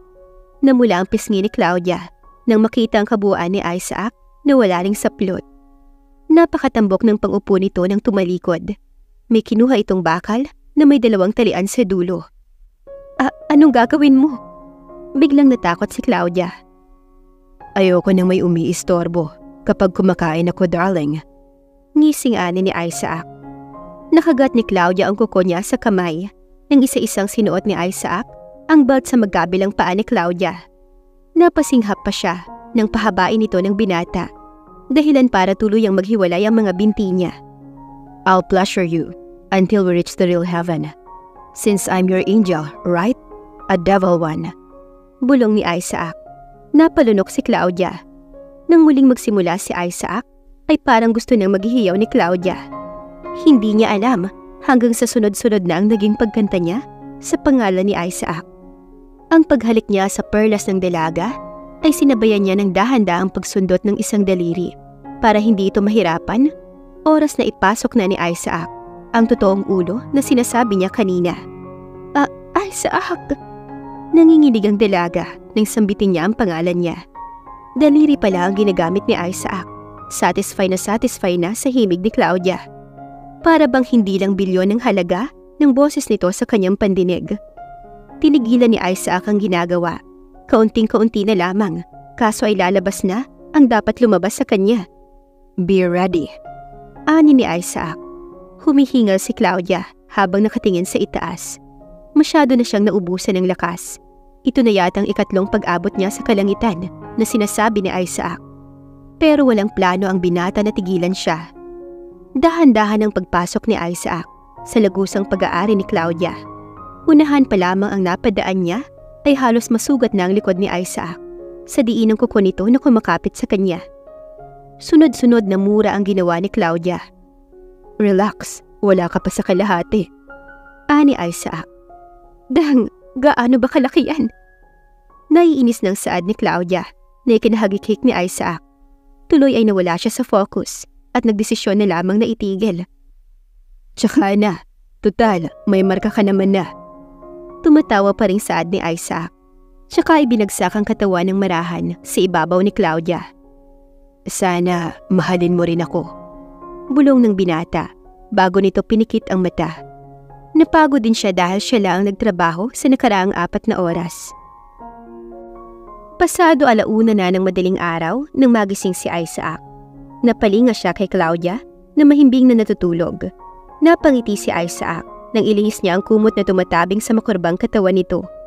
Natitiyan si Isaac na hawakan muli ang mga dapat niyang hawakan kay Claudia. Pero baka magising ito, kaya't minabuti niya na lang nalinisan ng kaunti ang hita ni Claudia, pati ang pagitan nun. Patapos na siya nang biglang mag-ring ang phone niya. Mula kay Kit ang tawag. Mas nag-alala pa siyang magising ang dalaga kaysa mag-antay si Kit, o di kaya ay may emergency iyon, kaya mabilis niyang sinagot ang tawag. For real, Kitori? In the middle of the night? Bakas ang diin kahit pabulong magsalita si Isaac. Mr. Valdez, yung lalaki na pinapahanap niyo, hawak na po namin. Saad ni Kit sa linya. Iyon ang nagpakalma kay Isaac. Okay, I'll be there in a minute. Saad ni Isaac, tsaka pinatay ang linya. Balak niya sanang bihisan si Claudia, pero baka mahuli pa siya kung gagawin niya yon. Kaya minabuti na lamang ni Isaac na ibalot sa kumot ang dalaga. Lalong wala rin siyang plano na iwan na lang basta ang espesyal na babae para sa kanya. Mandami pa sana siyang sorpresa kay Claudia, pero dahil hindi niya napigil ang sarili niya, ay kinailangan niyang ipakansel ang lahat ng yon. Alangan namang manood ako mag-isa ng fireworks display, di ba? Anong tawag sa akin nun? Sad boy? Naiinis na aniya sa sarili. May kaunting pagsisisi siya dahil masyado siyang kinain ng kagustuhan niya. Di bale, marami pa namang pagkakataon. Nakangising saad niya sa mahimbing na natutulog na si Claudia. Karga ni Isaac ang walang malay na si Claudia nang pagbuksan siya ng gwardya. Suot na niya ang kanyang maskara. Mr. Valdez, ako na po. Mapangahas na saad ng gwardya tungkol sa pagkarga ni Isaac kay Claudia. Anong sabi mo? Salubong ang kilay na tanong ni Isaac. Huwag na huwag mong pagtatangkaan na hawakan ng babaeng karga ko kung gusto mo pang tumayo sa ibabaw ng mundo. Matalim na saad ni Isaac tsaka diretsong naglakad. Kung hindi ko lang kasama si Claudia, ay baka nabaril ko na siya. Bakit hindi na lang sila ni Lucila ang magsama? Naiinis na ani ni Isaac sa sarili niya. Sa inis ni Isaac, ay siya na lang nag-drive ng kotse niya. Sinalubong siya ni Kit nang makarating siya sa abandonadong building sa Makati. How's the status? Ani ni Isaac nang ibaba niya ang bintana ng kotse. Everything is fine, sir. Marami rin palang humahanting sa kanya. Mabuti na lamang at tayong nakauna sa kanya. Saad pa ni Kit. Tumango si Isaac, tsaka muling pinaandar ang kotse. Pinasok niya yon sa building. Walang ibang ingay na maririnig, kundi ang angel ng kotse niya. Isang leader ng malaking organisasyon si Isaac. Siya ang tinatawag na Daddy V, isang kilalang mafia na walang awa kung pumatay. Ito ang bagay na hindi niya maamin sa ngayon kay Claudia. Bumaba si Isaac sa kotse. Sinigurado pa niya na mahimbing ang tulog ni Claudia bago siya tumuloy. Naroon ang lalaki na siyang pinagkakautangan ng ama ni Claudia noon, at ang lalaki na siyang nagtangkang gumahasa ng palihim kay Claudia. Mr. Valdez. Kinakabahang saad ng lalaki. Ngumisi si Isaac. Tingin mo ba, hindi kita mahahagilap? Nanunubok ang tinig ni Isaac. Natataranta na lumuhod ang lalaki. Patawarin niyo po ko. Patawarin niyo na po ko. Tila maiiyak na saad nito. Nariyan na naman ang nakakatakot na pagngisi ni Isaac. Paano kita mapapatawad? Gayong ikaw ang dahilan ng pilat ng nasa mukha ko. Ani ni Isaac. Diyos ko, maawa ka. Kinuha mo na ang lahat sa akin. Huwag naman pati ang buhay ko. Anang lalaki. Ngumisi si Isaac. Oo nga naman. Sige, I spare your life. Pero sa isang kondisyon, hindi lang pilat ang iiwan ko sa'yo. Sa dami ng kalokohang ginawa mo, alam mo namang hindi sasapat ang kamatayan. Kaya sige, para rin naman hindi mo na maulit pa ang pandarayang ginawa mo sa mga Jimenez. Nanlaki ang mata ng lalaki. Hindi kasi nito inaasahan na pati ang panlalamang niya sa sugalan ay malalaman ni Isaac. Kung sa bagay, ay hindi na dapat siya mabigla. Dahil isa itong makapangyarihan sa larangan ng pera at koneksyon. Pero, hindi ba't nakinabang ka rin? Nakuha mo na ang anak ng mga Jimenez. Labas ako sa usapan, tanda. Kaya wag mo nang isiksik ang sarili mo sa akin. Sige na, kayo na ang bahala dyan. Ani ni Isaac. Mr. Valdez, maawa ka. Wag mo kong iwang mag-isa dito. Maawa ka. Malakas na sigaw ng lalaki. Pero wala talagang balak lumingon si Isaac. Bumalik siya sa kotse kasama ng tulog na si Claudia. Pupungas-pungas si Claudia ng magising. Maliwanag na at nasa kwarto na siya. Napalinga siya sa single na sofa na nasa gilid niya. Naroon si Isaac. Naka-cross legs habang nagbabasa ng newspaper. How was your sleep? Are you feeling good? Sinserong saad ni Isaac. Masyadong naubos ang lakas mo kagabi. Biglang naging makahulugan ang sinasabi ni Isaac. Kaya't namula ang mukha ni Claudia. Do you wanna see your dad? Bigla ay parang nagliwanag ang mukha ng dalaga. Talaga? Papayagan mo ko? Parang maiiyak na saad ni Claudia. Tumango si Isaac. Pakinggan mo ang sasabihin ng mga doktor. Kung sakali na sabihin nila ang matatagalan pa, ipadadala ko si Mr. Jimenez sa Amerika. Ayos lang ba yun sa'yo? Napaluha si Claudia. Napakabait ni Isaac. Para sa kanya, ay mali ng pagkakakilala ang mga tao kay Isaac. Aalis na ako. Ani ni Isaac tsaka tumalikod. Nagmadaling bumangon si Claudia. Nagtatakbo siya para yakapin mula sa likod si Isaac. Sunod-sunod ang naging paghikbi ni Claudia hanggang sa tuluyan ang naging palahaw. Nag-alala kaagad si Isaac kaya't hinarap niya ang dalaga. Pero nabigla siya nang halikan siya ni Claudia habang basa ang pisngi nito. Matagal din bago binitawan ni Claudia ang labi niya. What was that? Nagtatakang saad ni Isaac. Hindi umimik si Claudia. Sa halip ay muli na naman siya nitong hinalikan. Sa puntong iyon ay hindi na napigil ni Isaac. Nasulo niya ang likod ni Claudia. Sa pilitang pinigil ni Isaac si Claudia. Stop! Ani ni Isaac. Dress up, darling. It's getting hot. You might turn me on. Nakagat ni Isaac ang ibabang labi niya habang pulang-pula ang pisngi niya. Nasampal ni Claudia si Isaac nang wala sa ulirat dahil sa gulat ng dalaga. Hindi niya akalain na hanggang ngayon ay hubad pa rin ang katawan niya. Nayakap ni Claudia ang sarili niya para itago kay Isaac ang mga dapat niyang makita. Para saan ang sampal na yun? Napapatulala na saad ni Isaac. Yung pilat lang kasi sa kanyang muka ang una't huling lumapat doon. Walang babae na nakasampal sa kanya, maliban ngayon kay Claudia, na nasampal siya sa dahilang hindi niya naman alam. Labas! Labas! Malakas na sigaw ni Claudia. Napailing si Isaac. Hindi niya akalain na ganito kabilis magbabago ang kanyang emosyon. Napangiti siya dahil sa kakyutan na pinagagagawa ng dalaga. Ito naman kasi ang unang humalik sa kanya. Okay, I'm going to live. Baka habulin mo na naman ako at bigyan ako ng halik. Humahagikik na saad ni Isaac. Pero matalim na titig lamang ni Claudia ang nakita niya, kaya lalo siyang napatawa. Oo na, lalabas na sana. Lalabas na. Tatawa-tawang saad ni Isaac. Nakapamulsa siya nang buksan niya ang pinto palabas. Pero si Lucila ang bumungad sa kanya. Nakatanaw sa kanya ang babae habang nakasimangot. Sana, naging dahilan din ako kahit minsan ng pagngiti mo katulad niyan. Malungkot na saad ni Lucila. Isinara ni Isaac ang pinto. What do you want from me? Seryosong saad ng binata. Nakita mo na siya. Mukhang wala na akong dapat hasahan. Magpapaalam na ako. You better leave. Umalis ka man o hindi, wala akong pakialam. Ani ni Isaac tsaka nilagpasan si Lucila. Dahil sa babae na yon, ay bumalik na naman ang pagiging masungit ng binata. May nangyari na ba sa inyo? Seryosong saad ni Lucila nang abutan niyang patapos na sa pagbibihis si Claudia. Anong sinasabi mo?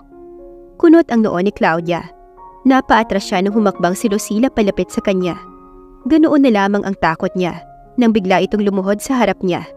Hinawakan pa nga ni Lucila ang kamay niya. Maawa ka sa akin. Ibigay mo sa akin si Mr. Valdez. I love him. Matagal ko na siyang ninanais. Maawa ka. Mahal na mahal ko siya. Parang baliw na saad ng babae. Lahat gagawin ko. Maawa ka sa akin. Lucila. Ani ni Claudia. Tsaka kinuha ang kamay niya. Hindi ako ikaw magdedesisyon ng bagay na yan. Hindi ko maaaring turuan ang puso ni Isaac. Giit ni Claudia. Pero hindi makapaniwala na tinignan lang siya ni Lucila. Maayos kami. Hindi ako ganito kalamig tratuhin ni Mr. Valdez. Umasa ako. Nag-antay ako. Dahil alam kong makakaya niya akong mahalin. Pero umeksena ka. Malakas sa sigaw ng babae. Tumayo ito at kaagad na nabakas ni Claudia ang pagiging agresibo ng babae. Nanggigigil ito na kinuha ang bagay na nasa likod niya. Nanlaki ang mata ni Claudia nang ilabas nito ang matulis na kutsilyo na siyang papatay sa kanya oras na masaksak siya nito. Lucila, huwag kang hangal. Marami pang pwedeng mangyari. Giit ni Claudia, ngunit naroon pa rin ang pagpapakumbaba. Marami ka pang makikilala dyan. Nag-aalala na rin kasi si Claudia na baka ituloy nga ni Lucila ang balak nito. Napaatras si Claudia nang patakbong lumapit si Lucila. Napaupo na nga ang dalaga sa kama dahil wala na siyang aatrasan. Napapikit si Claudia kasabay ng malakas na sigaw na akmang sasaksakin ang mukha niya ni Lucila. Ilang segundo rin ang inantay niya pero wala siyang sakit na nararamdaman kaya minabuti niyang idilat na lamang ang mga mata niya. Likod ni Isaac ang kaagad na nakita niya. Ang mata ni Claudia ay dahan-dahang bumaba ang tingin sa sahig kung saan patuloy ang pagpatak ng mga dugo.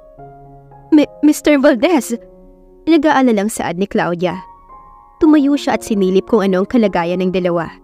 Saksak ni Lucila ang dibdib ni Isaac habang patuloy ang pag-agos ng dugo nito. Mabuti na lamang at hindi pag-aanong nakabaon.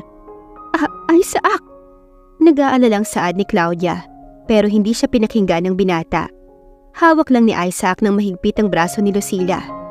Nasalo ni Claudia ang bibig niya nang malakas na sampalang ginawad ni Isaac kay Lucila.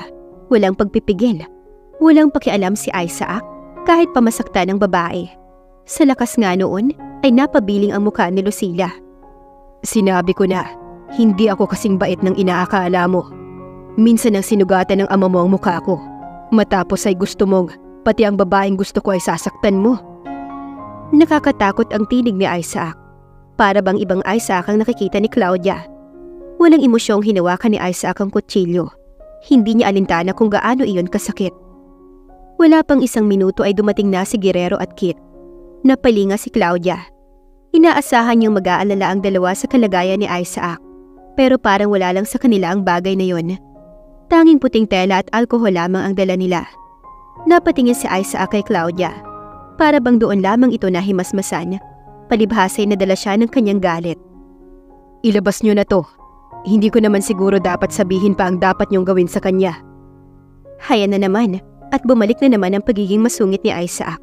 Ibinato ni Isaac ang babae kasabay ng pagtapon niya ng dugo ang kutsilyo. Napabuntong hininga si Isaac. Kinuha niya ang alkohol kay Guerrero tsaka tinapunan ng sugat niya na nasisiguro ni Claudia na talagang makirot. Walang pakeme na tinapal niya basta ang puting tela dun.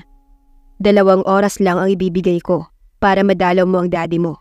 After nun, kailangan nating lumayo for temporary. Alam kong hindi lang ang babaeng yan ang nagtatangka sa buhay mo. Sa akin? Nagugulumihan ang saad ni Claudia. Hindi niya kasi alam kung bakit pagtatangkaan ng buhay niya. Gayong tadtad nga sila ng utang. Yeah. Maikling saad ni Isaac. Pero bakit? Because you are now my wife. Ani ni Isaac na kinakurap ni Claudia. Kahit na nasa ganoon itong kalagayan, nagawa pa nitong pakiligin siya. Tulad ng usapan nila, ay hinatid ni Claudia si Kit sa ospital.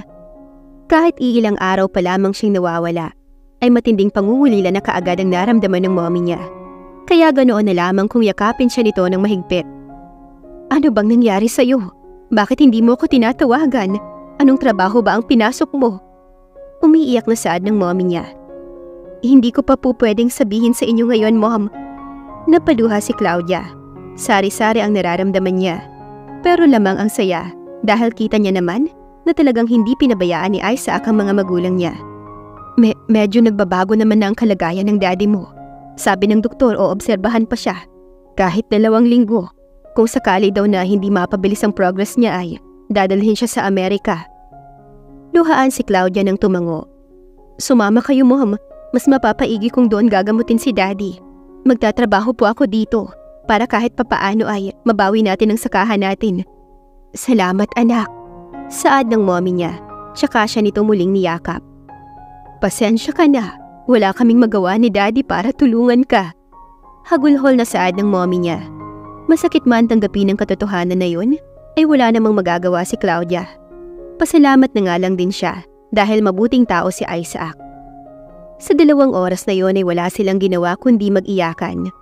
Tulad nung una, ay pagbusina na naman ni Kit ang naging hudyat para magpaalam muli si Claudia sa pag-alis niya.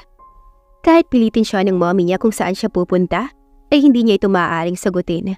Isa pa, hindi niya rin naman talaga alam. Pagbaba ni Claudia ay naroon nga si Kit. Sumakay siya sa backseat.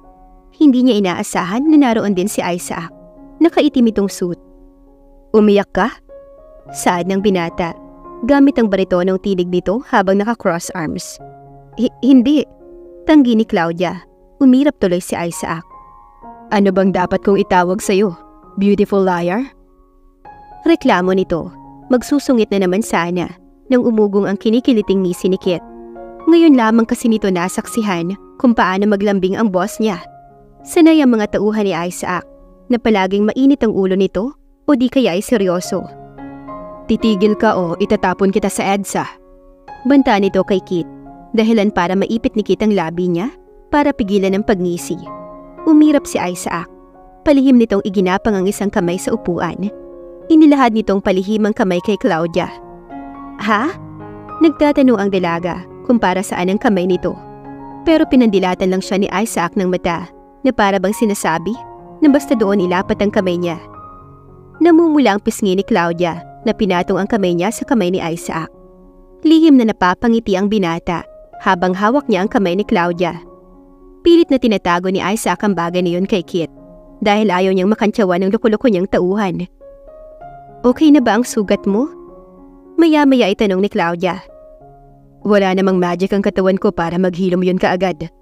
Sarkastikong ani ni Isaac. Pero dahil katabi kita, feeling ko maayos na ako. Ngiting saad ni Isaac.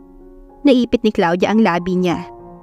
Ilang oras din ang tinagal ng biyahe nila hanggang sa makarating sila sa probinsya ng Pansol sa pagitan ng Laguna at Batangas. Inalalaya ni Isaac ang dalaga hanggang sa makababa ng kotse. Mukhang may pag-uusap na naman si Kit at Isaac dahil hindi na nagpaalam pa si Kit basta na lamang itong umalis. May malaking bahay bakasyonan doon. Nakagitna ang bahay na iyon sa malawak na bakuran. Dito ako nag-i-stay kapag medyo toxic ang paligid. Ani ni Isaac habang nakasuksok sa bulsa niya ang kamay niya. So, ilan na kaming nadala mo dito? Nakataas ang kilay na saad ni Claudia. Napalabi si Isaac. Nagkunwari ito na nag-iisip ng bagay na kinasamangot ni Claudia. Napatawa tuloy si Isaac. Hindi ko alam kung may nararamdaman ka na sa akin o pinapaasa mo lang ako base sa reaksyon mo. Tatawa-tawang saad ni Isaac. Pero hayaan mong sagutin kita. Ani ni Isaac pero inungusan na siya ni Claudia. Bumilis ang lakad nito na para bang nagtatampo kaya lalong napatawa si Isaac at hinabol ang dalaga. Wait! Ani ni Isaac tsaka hinawakan ang braso ni Claudia. Nasa sala na ito ng abutan niya. Let me go! Matigas na saad ni Claudia tsaka itinapon ang kamay ni Isaac. Akmang aalis na naman ang dalaga nang hulihin ni Isaac ang baywang nito. Don't make it hard for me, darling. Malambing na bulong ni Isaac, tsaka hinarap si Claudia. Nakakulong ang maliit na baywang niya. Inalis ng isang kamay ni Isaac ang maskara, habang hindi inaalis kay Claudia ang kanyang asul na mata.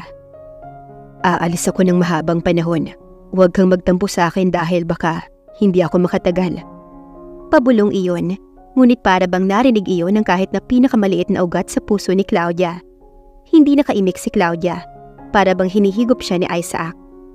Natagpuan na lamang ni Claudia na hinahalikan ni Isaac ang kanyang labi. Padiin ng padiin hanggang sa humakbang si Isaac at umatras naman si Claudia, hanggang sa bumagsak sila sa sofa. Aalis ako. Gusto kong markahan ng isa sa akin bago ako umalis. Maaari ba yun? Masuyong saad ni Isaac. Hindi kumibo si Claudia, pero alam na ni Isaac kung ano ang sagot nito. Mabilis na pinaghiwalay ni Isaac ang mga binti ng dalaga. Namula ang pisngi ng dalaga nang walang pasabi na dinikit ni Isaac ang mukha niya doon. Kusang umarko ang likod niya nang simulan siyang sisirin ng binata. Walang pagpipigil. Lahat ng nalalaman ay binigay ni Isaac, hanggang sa magwala na nga ang nakatagong baston sa loob ng pants ni Isaac. Nakagat ni Claudia ang kanyang bibig nang pumasok si Isaac sa kanya ng dahan-dahan. Pinigil ni Claudia ang binata gamit ang pagtulak sa mabatong tiyan nito, ngunit hinawakan lamang ni Isaac ang kamay ni Claudia. I'll be gentle, I promise. Bulong ni Isaac sa tainga ng dalaga. Akmang tatango pa lang si Claudia nang isagad ni Isaac ang pagpasok ng bagay na yon na kinasinghap ni Claudia. Nagbasa ang gilid ng mata niya sa sakit, kasabay ng dahan-dahang paggalaw ni Isaac sa ibabaw niya, hanggang sa dahan-dahan siyang nasanay, hanggang sa ang sakit at kirot ay napalitan ng pagkasanay. Napalitan ng saya at kiliti, hanggang sa malasap ni Claudia ang tunay na sarap na dulot ni Isaac. Napapatingala pa ang binata sa bawat pagtulak papasok kay Claudia. Dahan-dahan ang pagkilos na ginagawa ni Isaac dahil doon siya nasisiyahan. Pero ang pagmamakaawang tinig ni Claudia ang nag-utos sa kanya na bilisan pa ang pagkayod hanggang sa sabay nilang marating ang tunay na tagumpay. Ang lahat ng iyon ay naganap sa sofa. Kapwa walang saplot ang dalawa habang nakahiga doon. Nakaunan si Claudia sa braso ni Isaac habang rektang tumatama ang balat nila sa isa't isa. Marami pang dapat gawin. Matagal-tagal akong mawawala. Masuyong saad ni Isaac. Babalik ka? Napahagikik si Isaac. Mamimiss mo kaya ako? Naglalambing na saad ni Isaac. Paano kung oo? Napabalikwa si Isaac. Tinitigan niya ng may paniniguro si Claudia. Is that true? Hindi makapaniwalang saad ni Isaac. Wag mo kong titigan ng ganyan, please. Bigla ay pinamulahan ng pisngi si Claudia. Iniwas niya ang kanyang paningin kay Isaac, pero hinuli ng malaking kamay ni Isaac ang pisngi ng dalaga para makipagtitigan dito. Isaac. Hindi siya nakapagsalita nang dampian ng halik ng binata. I love you. Napapalunok na saad ni Isaac. Anong oras ang alis mo? Bakit hindi ka matulog? Pag-iiba ni Claudia ng usapan nila. Hindi pa siya handang bitawan ng kataga na yon dahil medyo naninibago pa siya sa nararamdaman niya. Gusto kong pagmasdan ang mukha mo. Maya-maya ay aalis na rin ako. Dito ka lang ha? Pangako, babalik ako. Saad pa ni Isaac. Maayos naman at malambing nang sabihin niyo ni Isaac. Pero para bang kinilabutan si Claudia. Para bang nagpapaalam si Isaac sa kanya. Pasado 3:00 nang dumating si Kit sa lugar na yon para sunduin ang amo. May lungkot sa kanilang dalawa, pero may mga bagay na mas dapat unahin si Isaac. Aalis na ako. Mahal kita, Claudia. Ani ni Isaac. Sana sa pagbalik ko ay handa ka nang sagutin ang pagmamahal na inaalay ko sa'yo. Tipid na ngumiti si Isaac, tsaka hinagka ng noo ng dalaga. Gusto mang hadlangan ni Claudia ang pag-alis nito, ay baka mabigurin siya, kaya't hindi na siya nangahas. Ipinaalam mo na ba sa kanya? Ani ni Kit, pero umiling lang si Isaac. Baka hindi lang isang taon ang itagal nyo sa bansang yun. Alam nyo kung gaano sila kahigpit.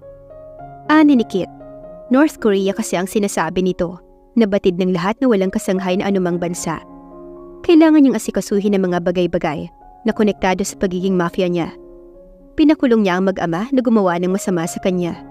Masyadong tuso si Isaac. lalo pag si Claudia na ang usapan. Nagawa niyo bang inuutos ko? Ani ni Isaac. Tumango naman si Kit. Ito ang pagpapalipat niya sa pangalan ni Claudia ng mga ari-arian nila Lucila. Napabuntong hininga si Claudia. Hindi niya alam kung saan tutungo si Isaac. Pero isa lang nasisiguro niya. Mag-isa na lamang siya ngayon. Naging mabilis ang paglipas ng mga araw. Naging kakaiba ang pakiramdam ni Claudia.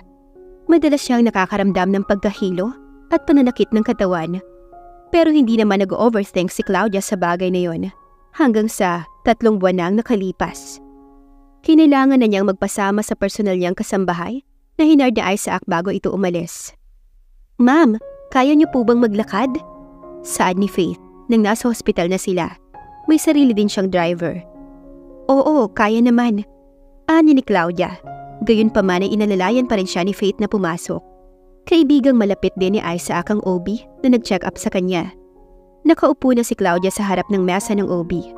Nang lumabas ito mula sa laboratory, dala ang papel na resulta ng test niya. Nilalamig si Claudia kasabay ng kaba. Baka kasi bigla na lang sabihin nito na may sakit siya at wala ng kalunasan. Nakagat pa nga ni Claudia ang labi niya nang tumingin sa kanya yung OB. Maya-maya ay hinawakan nito ang kamay niya tsaka ngumiti. "Congrats!" Sabik na ani nito. "You're 3 months pregnant." Napatulala si Claudia. Naipit niya ang labi niya sa tuwa. Kasabay ng pagtulo ng luha niya. Hindi niya akalain na magbubunga ang pagmamahalan nila ni Isaac. Gustong-gusto ni Claudia na ibalita iyon sa binata. Ngunit hindi niya naman alam kung paano ito tatawagan. Kung gaano katagal nang wala si Isaac, ay ganoon din katagal na wala sila Kit at Guerrero, na bagay na hindi niya maintindihan. Hanggang sa lumipas ang mga taon, naging full-time mother si Claudia kay Aizan, na ngayon ay 7 taon na. "Talaga, Mom? Makikita na po natin sila, Grandma?" May tuwa sa tinig ng gwapong bata. Puros video call lang kasi ang mommy ni Claudia. At ngayon pa lang ang una nilang pagkikita, kung sakali na matuloy nga ang uwi ng mga ito. 7 taon din ang naging gamutan ng daddy ni Claudia, at labis itong pinagpapasalamat na napagtiyagaan siya ng asawa ng ganoon kahabang panahon. Gabi ang schedule ng dating ni na Mr. at Mrs. Jimenez. Mas napaaga pa nga ang landing ng eroplano kaysa sa expected na oras. Pero mabuti na lamang at 4:00 pa lang ay pumunta na roon sila Claudia. Hindi niya alam kung matutuwa ba siya o maiiyak sa balitang dala ng kanyang mga magulang. "Mom! Dad!" Napaiyak si Claudia habang yakap ang mga magulang. "Akala ko po hindi na tayo magkikita eh." Luha ang saad ni Claudia. "Alam mo namang walang inaatrasan ng daddy mo. Kahit pa malalang sakit yan." Nakangiting saad ng ginong habang hinahaplos ang uluhan ni Claudia. "Diyos ko, ito na ba si Aizan, anak?" Saad ng mommy niya nang mabaling ang paningin nito sa anak ni Claudia. "Napakagwapo, asul ang mata. Foreigner ba ang napangasawa mo?" Usisa ng mommy niya. "Teka, parang nakita ko na ang mga matang yan." Singit ng daddy niya. Nawari nag-iisip din. Pero inungusan siya ng mommy ni Claudia. "Nako, yung mga nurses lang sa Amerika yung sinasabi mo." Sita sa kanya ng ginang. "Napakagwapong bata." Kinikilig na saad pa ng mommy ni Claudia, tsaka pinisilang pisngi ng bata. "Maalala ko, mabuti na lang talaga at hindi kayo nagtuloy ni Mr. Valdez." Maya-maya ay saad pa ng daddy ni Claudia habang naglalakad na sila. Po? Ani ni Claudia, napahinto siya sa paghakbang. Mr. Valdez? Si Isaac Valdez po?" Paglilinaw ni Claudia, kahit ang anak nitong si Aizan ay huminto rin sa paghakbang nang marinig ang buong pangalan ng daddy niya. Hindi naman kasi nagkulang sa pagpapakilala si Claudia sa anak niya kung sino ba talaga ang ama nito. "What about him, Lolo?" Anang bata. Kahit si Claudia ay kinutuban na ng hindi maganda. "Ang huling balita ko ay sumabog ang eroplanong sakay nito 2 taon na ang nakararaan." Anang ginong. Nabitawan ni Claudia ang paper bag na hawak niya, kaya't napalinga sa kanya ang mag-asawa. Hindi na alintana ni Claudia kahit pa makita siya ng mommy at daddy niya. Unti-unting naglanda sa mga luha sa mga mata niya. Puno ng emosyon maging si Aizan habang nakatingin sa kanyang ina. Unti-unti na ring bumagsak ang luha ni Claudia. Hindi malaman ni Claudia kung anong mararamdaman niya. Halo-halo. Pero alam niyang puno ng sakit ang kanyang dibdib. Napakatagal na panahon ang inantay niya at inaasahan niya na kahit 10 taon pa ang lumipas sa pag-aantay niya, wag lamang ganito kasamang balita ang malaman niya. Naninikip na ang dibdib ni Claudia ng, "Pero wala namang nagsabi na hindi ako nakaligtas, hindi ba?" Kusang tumigil ang luha niya, kasabay ng panlalamig ng buong katawan niya.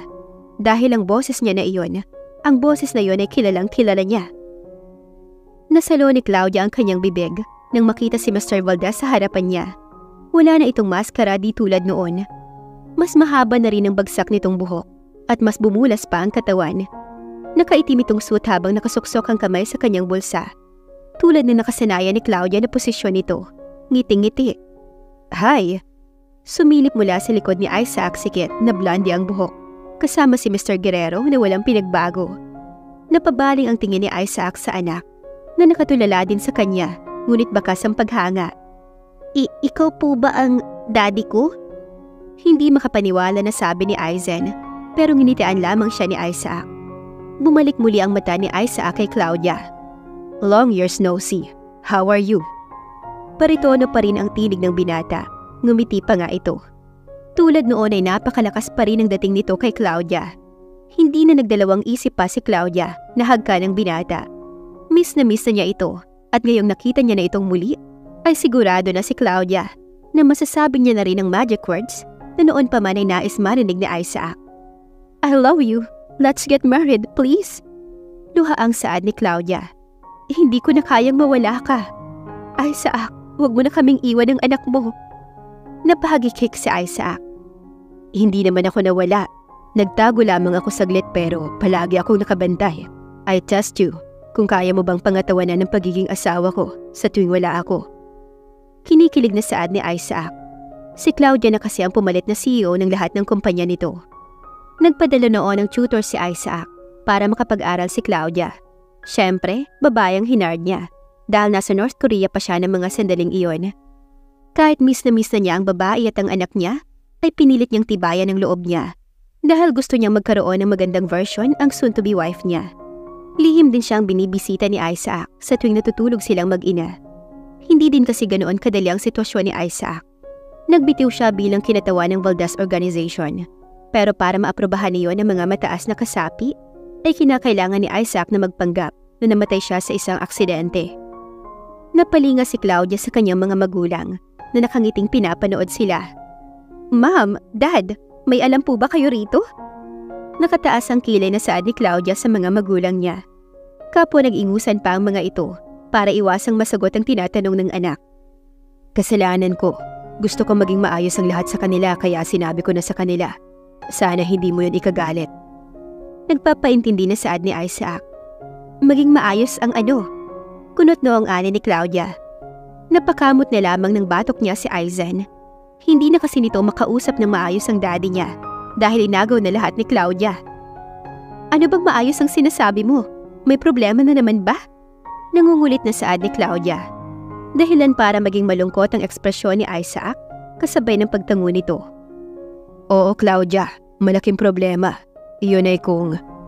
Kinabahan si Claudia. Mabilis na lumuhod si Isaac, kasabay ng ipakita nito ang diamond ring na nasa box. "Kung papayag ka bang maging asawa ko?" Napatulon si Claudia sa tuwa. Yes, darling. I'm going to marry you."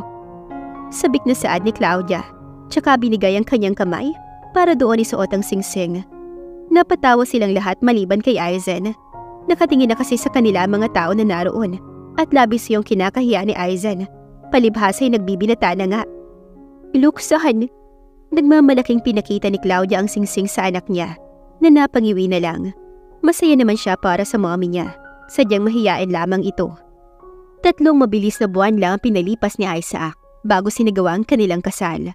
Sa kanilang mansyon lang din ang napili ng dalawa na gawin ng venue dahil doon naman talaga nagsimula ang lahat. "Mom, aren't you excited, isn't it?" Ngiwing saad ni Aizen.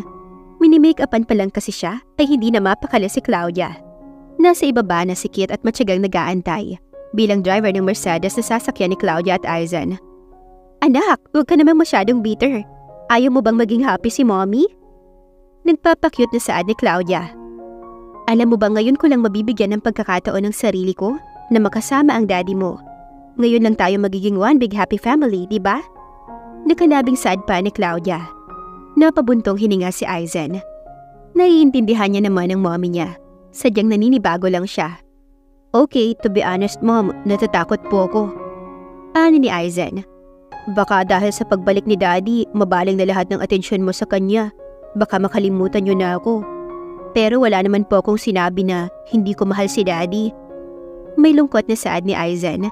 Napakurap si Claudia. Hindi niya inaasahan na may ganoong saloobin ng anak niya at natatakot siyang baka lumala pa ito.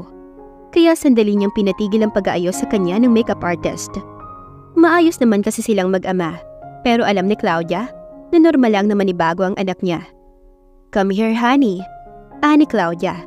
Lumapit naman ang anak niya. Huwag mong tignan si daddy bilang karibal dahil kung may kakampi ka dito, dapat ay siya lang yun dahil pareho ko kayong mahal. He is my king and you are my prince. Dapat mas maging masaya ka dahil dodoble na ang pagmamahal at atensyon na solo kong nabibigay sa iyo noon. Alam ko naman pong mali ang nararamdaman kong to, pero wala po kong magagawa. Tao lang po ako. Sadyang napamahalang po kayo sa akin. You must love your dad more than me because you look like him. Nakangiting ana ni Claudia.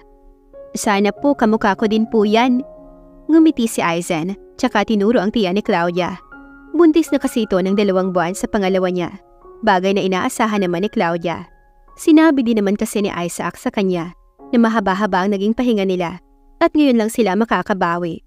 Kahit daw taon-taon ay pwede kung papayag si Claudia. Sa Cathedral Church ginanap ang kanilang bonggang kasal. Mga kilalang tao lamang ang umattend dahil nga wala na si Isaac sa kanilang organisasyon. Pasado 11:00 na ng umaga nang natapos ang kanilang kasal. Kasalukuyan silang sumasayaw sa malawak na bulwagan, suot ang kanilang damit pangkasal na pinasadya pa sa Italy. Titig na titig si Claudia at Isaac sa isa't isa. Maraming salamat sa mga sakripisyo mo, sa lahat ng tinulong mo sa akin, mahal ko. Malambing na sabi ni Claudia habang nakaukyabit ang 2 braso nito sa balikat ni Isaac. Hindi mo kailangan magpasalamat sa akin. Pinanganak ako para paglingkuran ka at yun ang totoo. Ngayong asawa na kita, lahat ng akin ay iyo. Wala ka nang dapat na ipagpasalamat. Masuyong saad ni Isaac. Gusto kitang suluhin. Makahulog ang saad ni Isaac. Ha? Buntis ako, darling. Nahihiyang saad ni Claudia na kinatawa na naman ang napakalakas ni Isaac. Ang tawang iyon ang pinaka-na-miss ni Claudia. Hindi pa nga siya nakakapagsalita nang humisi na naman si Isaac. Tsaka hinawakan siya sa kanyang braso. Dahil nga abala ang mga tao sa selebrasyon, ay walang nakakita sa dalawa na umalis. Palabas na sila ng gate nang biglang lumabas si Aizen mula sa dilim. Saan po kayo pupunta? Inosenteng saad ni Aizen na kinagulat ni Claudia. Samantalang, haya na naman ang pagak na tawa ni Isaac. Hahaha, anak nga talaga kita. Proud na sabi ni Isaac tsaka ginulo ang buhok ni Aizen. Hindi kita masusolo. Mahigpit masyado ang bantay mo. Mukhang mapipilitan pa akong gumamit ng pinagbabawal na teknik. Tatawa-tawang ani ni Isaac. Dad? Nagtatanong na saad ni Aizen. Oo, uuwi na tayo. Alanganing ngumiti si Isaac, tsaka giniya ang kanyang mag-ina papasok sa kotse. Talaba na, naging putik pa. Napapailing na bulong ni Isaac. Bagaman nasira ang masaya ng honeymoon ng dalawa, ay ayos na rin. At least, buo ang kanilang pamilya na uuwi sa kanilang mumunting bahay. Nasa backseat si Aizen, habang nasa passenger seat naman si Claudia, katabi ang kanyang asawa. Minsan, hindi mo din talaga masasabi ang panahon, no? Akala ko matandang binata ka, na basta na lamang pinagbentahan ni daddy ng kanyang anak. Hanggang sa kusa akong lumapit sa'yo para humingi ng tulong. Sumagi pa sa isip ko na baka, pag nakuha mo na ang gusto mo sa akin, ay bigla mo na lamang akong patayin. Pero heto tayo ngayon. We fall in love to each other. Yung taong dati hindi ko kilala. Heto na ngayon at asawa ko na, at ama ng mga magiging anak ko. Matamis na ngumiti si Claudia. Hinagka naman ni Isaac ang noo nito.